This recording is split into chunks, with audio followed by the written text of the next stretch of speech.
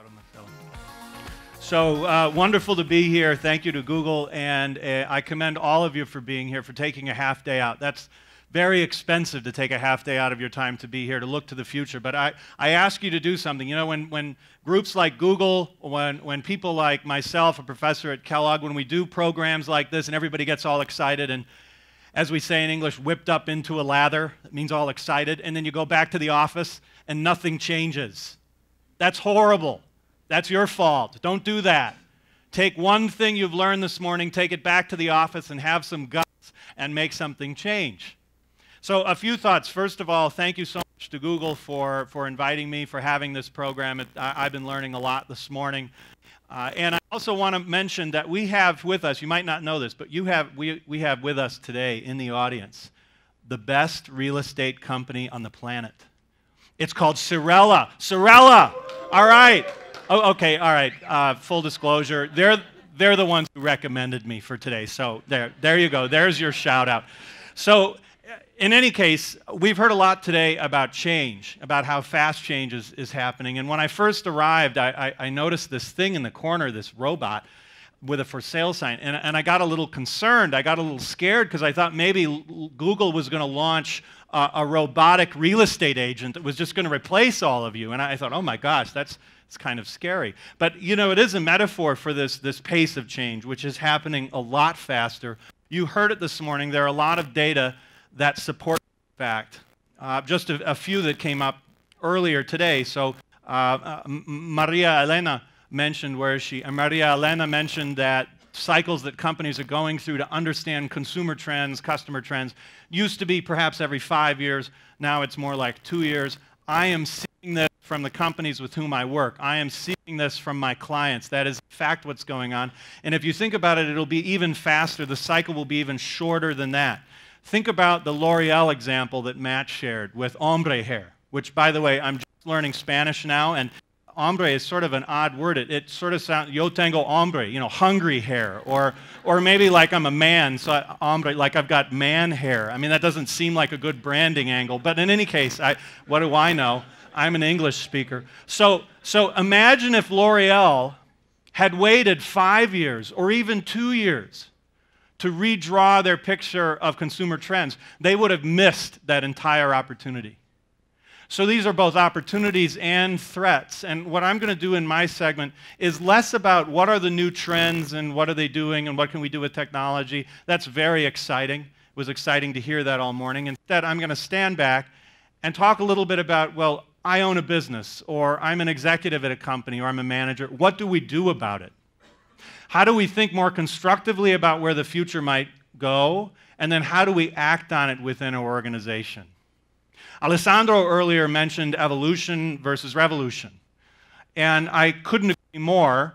In fact, if you look at the field of evolution from a biological perspective, how we all got here in this room today, from a biological perspective, researchers now believe that the way evolution works is not a long, slow, accretive process over billions of years. Instead, it's periods of slow change, punctuated, it's called punctuated equilibrium, punctuated by periods of fast change.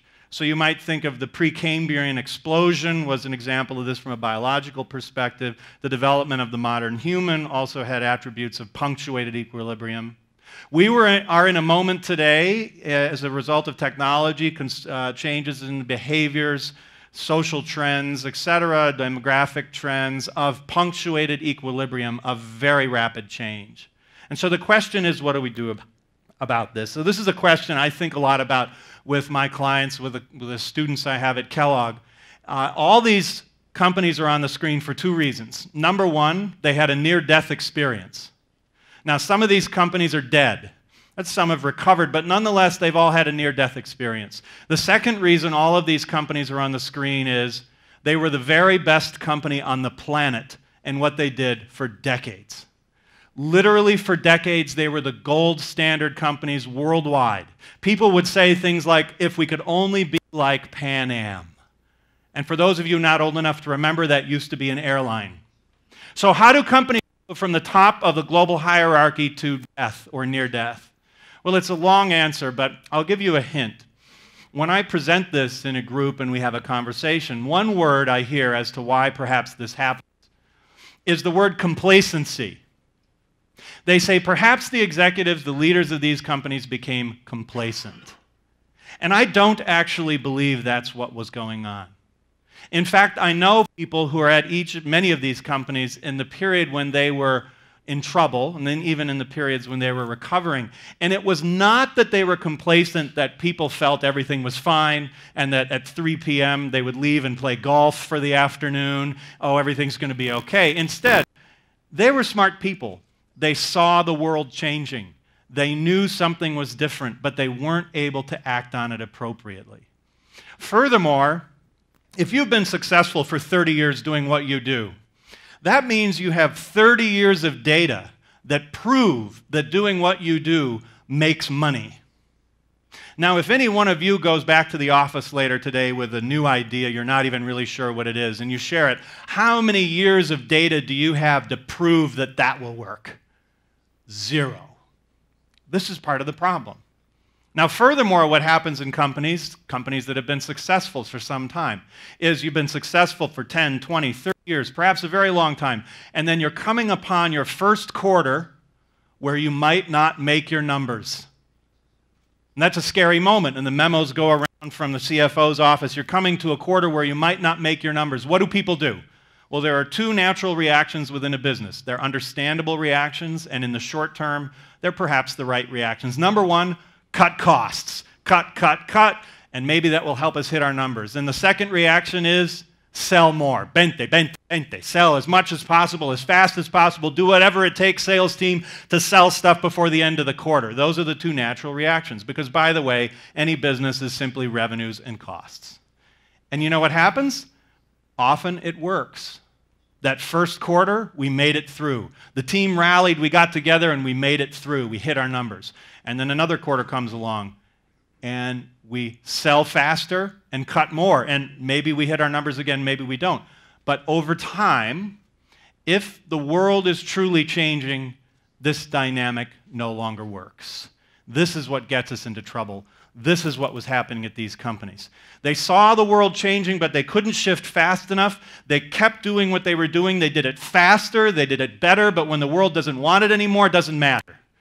And when you're big, when you're successful, you've got a long runway. That's why this stuff is dangerous. So how do we think about this differently? Well, in our day-to-day jobs, in our careers, we succeed by driving efficiency, being the best at what we do, which is a good thing, by the way. I'm not saying it's not a good thing, but it is dangerous. The better and better we get at doing something, whatever we've been doing for years, let's say that we do this, whatever this is, we're the best real estate company in Brazil, and we know what we're doing, we know how to do it. Over time, what happens is we become better and better at doing that.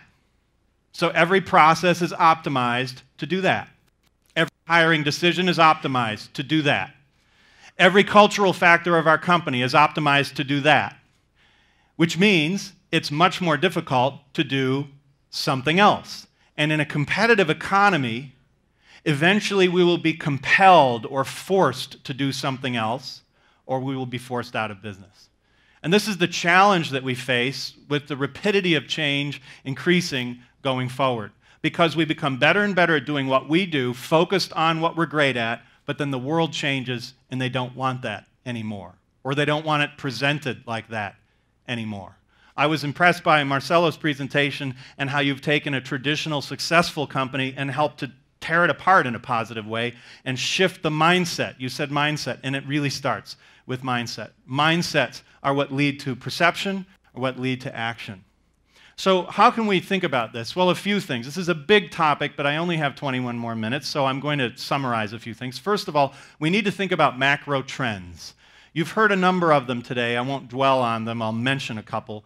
But why do we do this? Well, you might recognize this company, Kodak. They're essentially out of business. There's a small version of Kodak that still exists, and in fact, they're making a lot of money, but they're quite small. They're basically bankrupt. They were the world leader in analog film. Now, what most people don't know that's even more interesting is this company, Fujifilm.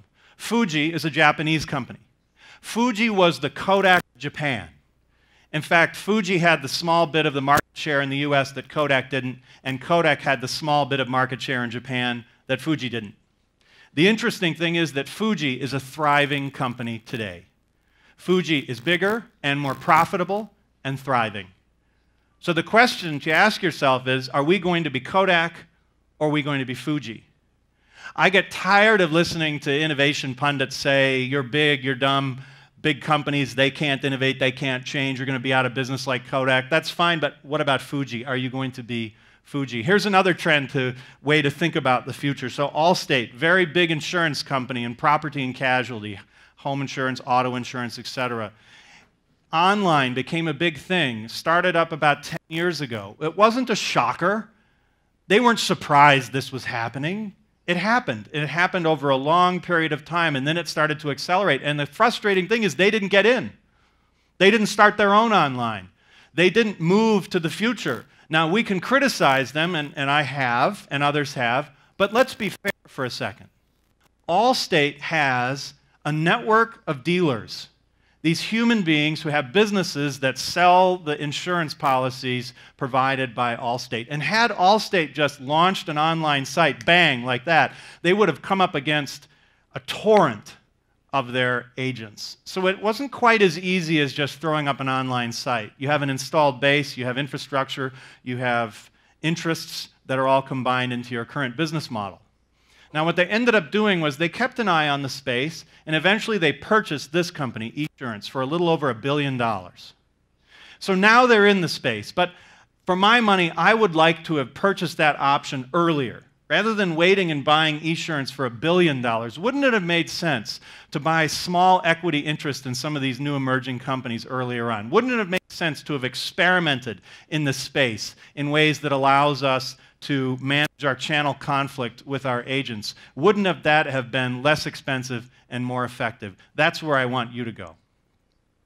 So a few trends. You've already heard of this ownership versus access. I won't dwell on it except to make a couple points. First of all, one of my good friends in my group at Kellogg, we have a group called the Kellogg Innovation Network, or the KIN. We're a group of innovation and growth leaders from around the world. It's like a support group for innovators. And if you're a corporate innovator, you need a support group. So his name is Jeff Semenchuk. He's the Chief Innovation Officer at Hyatt Corporation, the big hospitality company. He tells me that as of last year, Airbnb at any given time has more rooms available worldwide than Hyatt Corporation. So this is a competitor that 5 years ago they did not have. And this is causing rapid change in their industry. Uber, I'm a big Uber user. I do not have a car. I suppose I could afford one if I wanted, but I travel a lot. My wife has a car. She uses it with the kids, etc. I do not. I travel all the time. It used to be that my car sat in the garage, I paid for it, and did nothing with it. And I drove about 3,500 miles a year. So now with Uber, what does this allow me? This allows me to be in New York City, in Washington, D.C., in Denver, in Miami, perhaps in São Paulo, to call an Uber, to be billed directly, and never have to touch the wheel. And gosh, do I love that. By the way, thank you to Google for coming up with a self-driving car. My kids are 3 and 5 years old, and I can't wait for the self-driving car, so they never have to get a driver's license. Distributed production. This is another trend. I want you to think about these trends as you leave back to your place of work, your home. What do these trends mean for my business? Sometimes it might seem obvious, but as Eric pointed out, it's not obvious until after the fact. So I want you to think about distributed production. The maker movement, someone mentioned it earlier this morning, the ability to produce exactly what you need, where you need it, when you need it. And if you think this is just for fun little play toys now, note that both Rolls-Royce and General Electric incorporate 3D printed parts in their aircraft engines. This stuff is real and it's happening fast. This is a schematic of a different kind of distributed production, which is called distributed generation. The distributed generation of energy. So in many parts of the world, you have a utility, like in the United States, for instance, and it has a utility plant. It's nuclear, it's oil fueled, whatever it happens to be, and it produces power for a wide range, a large area. In distributed generation, we can have as small as a single household producing that energy, or a city block, or a few city blocks. And this is an actual smart grid, microgrid in Chicago operating right now at the Illinois Institute of Technology. And so ComEd is starting to build additional microgrids to experiment with and understand how distributed generation can perhaps be more efficient and effective. This is a topic, distributed generation, that is highly relevant to anyone in the real estate space, be it from development all the way to sales in the secondary market. So what do we do? Well, it seems to me there are 6 things. I'll go through them quickly. First of all, think fortresses and ships. What do I mean by this? Well, there are the things we do in order to optimize what we do today, to be the best at what we do today and help us manage margins. That's the fortress, protecting the core business. The ship is the future, seeking the new things, the things we have not yet done. Maybe no one has done them, or maybe others have done them, but we haven't. Either way, these are the people out seeking the future, trying to resolve uncertainty through a rational process, which is the essence of innovation management, by the way, resolving uncertainty through a rational process. And the point to make here is that these are 2 completely different worlds. The way we operate in the fortress, the processes, the metrics for success, must be different than the way we operate in the ship.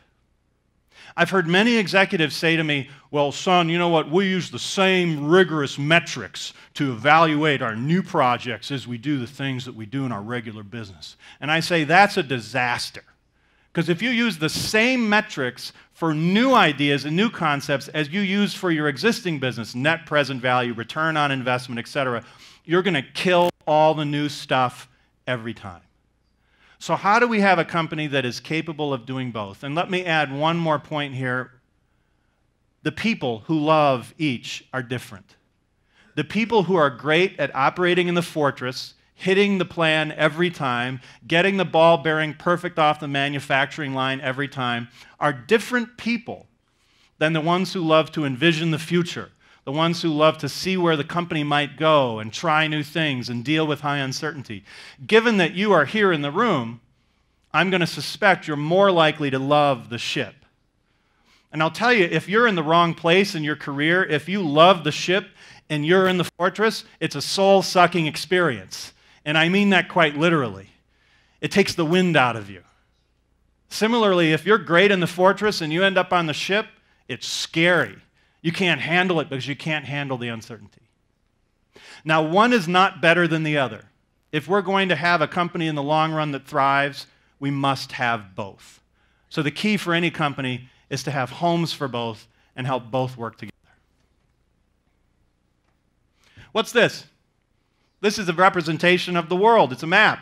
But it doesn't feel right, does it? Something looks wrong about it. The interesting thing is that this map is no less correct than all the maps you've seen your entire life. The accuracy is the same, it's just oriented upside down. Now, I'll tell you, my Argentine friends love this map for obvious reasons. But what this map represents to me is something I call an orthodoxy. An orthodoxy is something that we believe about our business or about the industry. Maybe everyone in the industry believes. They believe the world must be like this, even though there is no law of physics that suggests it couldn't be another way. This is called an orthodoxy. So one thing I want you to do in your jobs and your businesses is keep your eye open for orthodoxies. What are the things that everybody seems to believe, but you can challenge them and see if maybe they might be wrong? To give you an example of an orthodoxy, everyone knows that analog photography is dead. Everybody knows that the younger generation.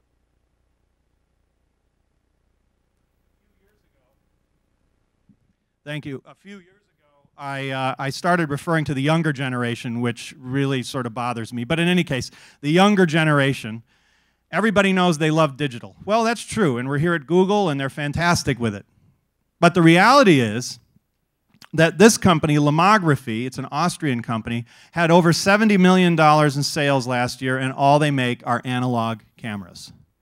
Analog film and analog cameras. So why do I share this with you? Well, first of all, if you're trying to address an orthodoxy in your own company, it's difficult to do it head-on because people have an emotional reaction, not a fact-based, not an intellectual discussion, but an emotional reaction to orthodoxies. So one thing I ask you to do if you're trying to challenge an orthodoxy is find an example in the world that directly contradicts that orthodoxy. Somewhere else in the world, some other segment, to give you the opportunity to open the door for a conversation. The second reason I share this is the core customers for Lomography, most of their revenue comes from people under the age of 25. So this directly contradicts the notion that analog is dead. The second thing I want you to think about in terms of orthodoxies is peripheries, things happening on the edge. And I'm going to use the example of electric vehicles. Eric mentioned earlier the notion of paradigms. There are dominant paradigms, and we try and take the new things and cram them into the old paradigms. Well, the problem with electric vehicles for the automotive industry and everyone who serves it has been that it's been the next big thing for 120 years, and it never happened. So people in the industry have lots of proof that, oh, this thing's not going to happen. I have 120 years of data that proves that this is not going to happen. Well, the problem is, it is now happening. In fact, you might have heard of Tesla. This car on the right is my friend Steve Jurvetson. He's one of the venture capitalists who invested in Tesla. That's his car. He drives it around Silicon Valley, and his license plate says, "Laughing Out Loud Oil." So he told my client, Castrol, the lubes company, I want to put you out of business. Because what you might not know is that electric vehicles take no lubrication, nada. And so if you were in that business, you'd think people would be worried and thinking about this. But you know what? Back until about a year or two ago, most weren't. Because they had 120 years of data that says it'll never happen. And this is a much longer story, but I'll leave you with this thought. This is a photograph from Steve, again, Steve Jurvetson, again. In 2009, when we were having this conversation, these were all electric vehicles for sale in China. Every one of these was produced and sold in China. Now, I wouldn't want to be caught dead in any of these because I probably would be caught dead in them. They're not particularly safe. But do you think some of them might get better? Do you think the companies that are making these products might, over time, a couple of them might succeed and get better and better and incur into the core markets of the incumbent players and destroy their market? That's what we have to be prepared for. And we cannot pretend to predict the future. So what we need to do in any company is have a portfolio of options on the future. We have to experiment, we have to try things at low cost to protect the company, have a portfolio of options on the future. That is the essence of innovation strategy. And if you spend your time trying to predict where the future is going to go and you go all in with your investment strategy, you're going to be in trouble.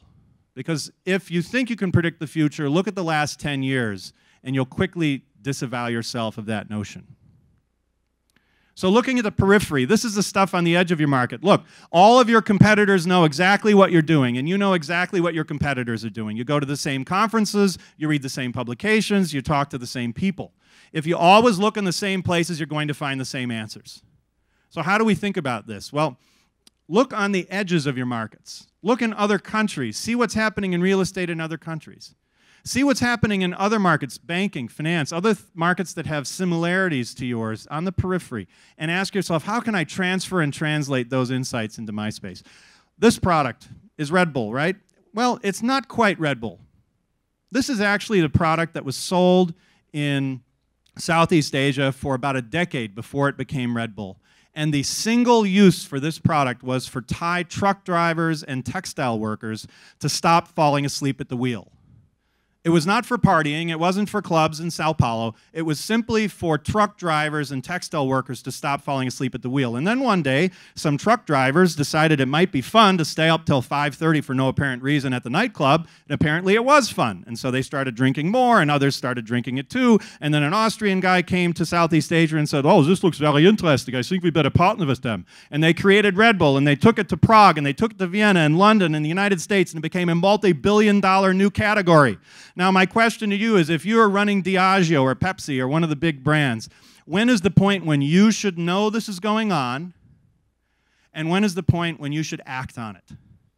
And they're not the same thing. When is the point when you should know what's going on, and when is the point you should act on it? It's at the periphery that we find the biggest threats and the biggest opportunities. Because if you always look in the same places, you're liable to find the same answers. So I urge you to identify some places in the world, some other industries, other geographies, where you can pay attention for a while where your competitors aren't, and find things to transfer and translate. Leverage strategic frames. Where is the company going?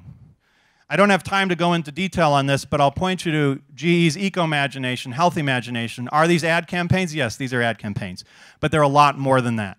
These say what Jeff Immelt and Beth Comstock, the leadership of the company, what is important to them. And I'll give you a hint as one reason this is important internally, not externally, that's another issue, but internally.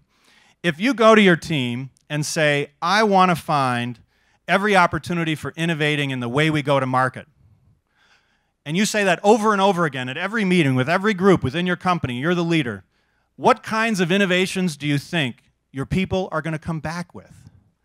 They're going to come back with innovations relating about how we go to market. That's called focusing people on what matters. And the key point here is that cognitive science has proven that people only see the things for which they're looking.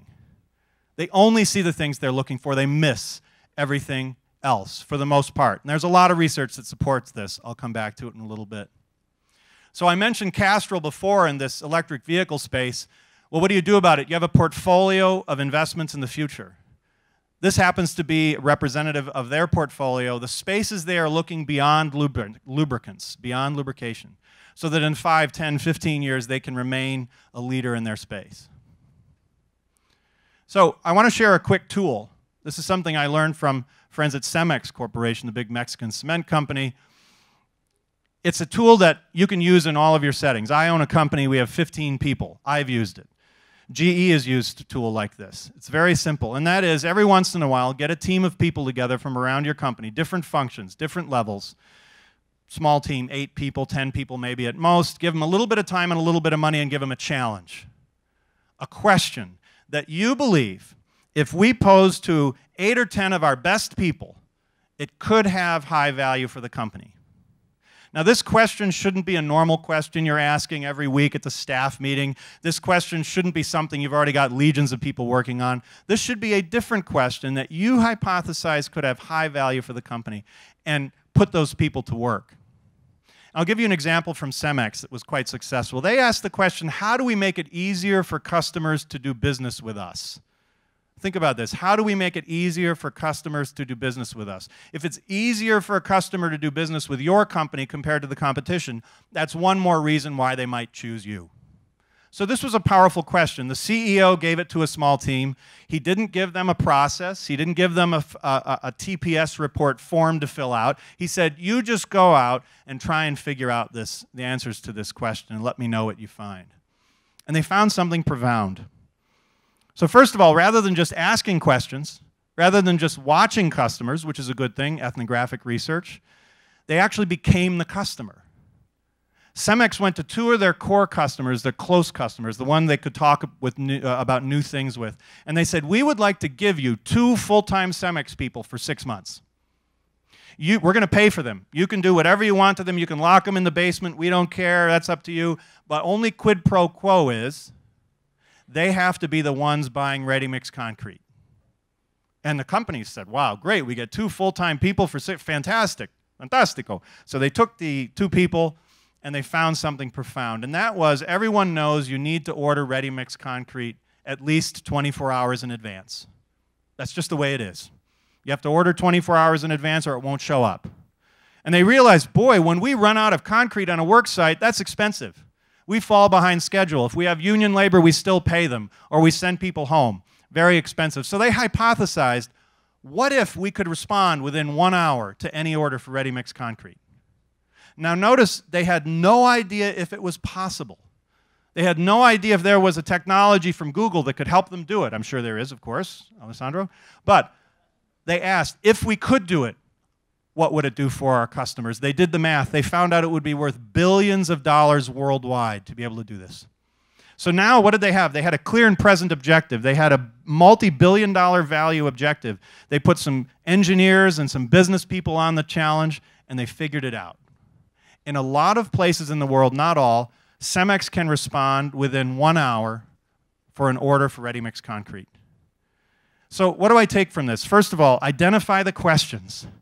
Put your best people on some of these. If it's really important, put your best people on them. They'll discover issues, challenges, needs, and opportunities that will be much more focused. And then you've got a focused target with business value. Because here's the punchline. Capital is not your most limited resource. The attention of your best people is your most limited resource. If you've got a great business concept and a pretty good banker, you can find the capital if you need for something if you've got the right validation and the right plan. The attention of your best people is your most limited resource. So my question to you as you go off from this session here today at Google is, what is your CEMEX question? I'm serious about this. Sit down later today and ask yourself, if I had the authority and the resources to put 8 great people from across my company, maybe even a couple outsiders, together on a team for 6 months, 9 months, whatever, what would the question be? And make it big and make it bold. A couple of quick stories about this before I conclude. I've learned a lot from people in the military. I have not served. I have great respect for those who have. And about 7 years ago, this fellow, Bill Perry, the Secretary of Defense, came down to an event I had for the Kellogg Innovation Network at Cisco. And Bill is a professor at Stanford again. He's a very modest, unassuming guy, inspiring guy. He came down and he spoke to us, and all he did was tell stories. In one of these stories, I had to cut him off. I had to make a point to my executives in the room. He was talking about his first tour of duty in the Pentagon back in the Carter administration in the 1970s. And he said, at that time, we had a big problem. The Soviet Empire had overwhelming conventional force superiority in Europe.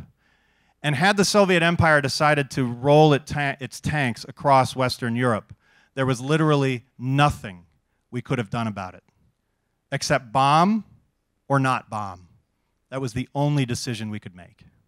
So this is not a good set of options, they said, so let's go and try and find at least some alternatives. So they went to DARPA, the Defense Advanced Research Projects Agency. This is where they invest in the new, cool, far-out stuff like the internet or like telekinesis. They have actually invested in telekinesis. And they said, what are your best things? And they found 3 things: stealth, smart weapons, and smart sensors. Have you heard of these things? Well, this was the 70s. And Bill said to them, Secretary Perry said to them, get it done in 4 years. Now, at this point, I cut him off. I said, Secretary Perry, with all due respect, I'm so sorry to cut you off, but I have to point something out to my executives here in the room. You have on one slide, in less than 40 words, the grand challenge, the mission, the strategy, and the terms of engagement that helped. It was not the only factor, but it helped to bring down the Soviet Empire. I turned to my executives and I said to them, which one of your CEOs could articulate the challenge, the strategy, and the terms of engagement in less than 40 words on one slide? And they all stared at their BlackBerry, and the answer was clear: not mine. So the point I'm making is, the higher you go in the organization, the more people you have to touch, you have to influence, you have to direct and lead, the more simple, not simplistic, the more simple and clear your message must be. So if you have a complicated slide deck to express the complex, extraordinary vision of the future that you want to sell within your company, give it up now. Hone it down, make it simple, start small, scale fast. One last story before I conclude. We've mentioned this before. I did, Eric did, others have in their own way. People only see the things for which they're looking. This is a powerful dynamic, and you can do something about it. Now, a lot of people say, innovation, Professor, it's all about serendipity, it's about the chance event. And the reality is, yes, that's true. There is a lot of serendipity in innovation, and we need to embrace that. However, never leave serendipity to chance. There are things you can do to drive positive serendipity. The story a lot of people use to illustrate this notion of serendipity is of a guy named Dr. Fleming. Dr. Fleming discovered penicillin. And there's a fun story about it, how one day he was a messy clinician. He came into his laboratory, and there was some stuff in the petri dish. So he was studying bacteria, so he had a little dish. And he looked in the dish, and there was something in the dish that killed the bacteria. And his light bulb went off, and he said, aha, killed the bacteria. And thus was born penicillin, antibiotics, and in many ways the modern pharmaceutical industry. Now, this is an inspiring story. It's a great story. And a lot of people say, aha, I get it. Innovation is about serendipity. So I'm going to skip along in life, and something unexpected will happen, and then I'll be the one that discovers penicillin and wins a Nobel Prize.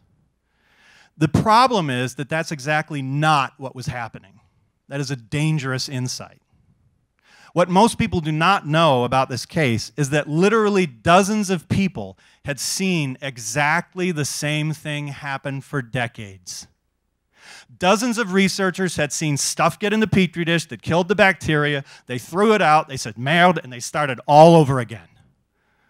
In fact, in the 1920s, there were two researchers who wrote a scholarly article to help their colleagues stop getting the stupid stuff in the petri dish that keeps killing the bacteria. Why is Fleming the one who uniquely saw? It seems to me there were two reasons. Number one, he was a visionary guy. We got to give him credit for that. Some of us are a little more than others. But number two, he served in World War I. As a result of serving in the war, he saw thousands of people dying of infectious diseases. As a result of this, he made it his life's mission to understand bacteria. Not just to understand bacteria to extend the bounds of science, which is a noble thing to do, but to understand bacteria specifically in order to protect human beings from it. So when he saw what literally dozens had seen before, he was the one who uniquely saw. So I ask you, as you go through your careers and your lives, what are the things that are important to you? What questions are you asking? The questions you ask, the quality of those questions will drive what you see in your environment, will drive how you select missions and challenges. And by the way, people are motivated by a sense of purpose and mission. People grow through challenges. We do not grow when things are going well, when everything's happy. We grow and develop when we face challenges. So your job as a leader, your job as a professional is to identify the challenges and pose them to your company, to your teams, before the marketplace does it to you. Because I guarantee you, in a world moving this fast, changing this quickly, the challenges will be foisted upon your company. So your job is to identify them before the marketplace does it to you and make them happen. In conclusion, I got into the innovation game because of this guy. Quite serious about this. This is Thomas Robert Malthus. You might have heard of Malthusian economics. It pops up once in a while in the news. In 1798, Malthus wrote a book called On Population. In this book, he argued rather persuasively at the time. There were issues with his method, but he was the first demographer in history. He argued that population growth increases geometrically, and food production increases arithmetically. And so therefore, at some point in the midst of the 19th century, society will collapse under the weight of its own demands in mass starvation, conflagration, and warfare. Does this sound similar to where we are today? There are only two reasons Malthus was wrong. One was the end of the Little Ice Age. He could have known nothing about that, but there was one. It ended, food production increased around the world. But it was not nearly enough to get us to 7 billion people on the planet today, going to 9 billion in many of our lifetimes. The only other reason Malthus was wrong was innovation. Innovation driven largely, though not exclusively, by for-profit companies like yours, by companies like Google and Sorella and the others in the room, Rossi and others in the room, trying to do more with less. That's what the market, it's not perfect, that's what the marketplace does, to do more with less. Companies like yours trying to satisfy the needs and wants of consumers, of other companies, governments, hopefully creating an environment within which this competitive dynamic can occur.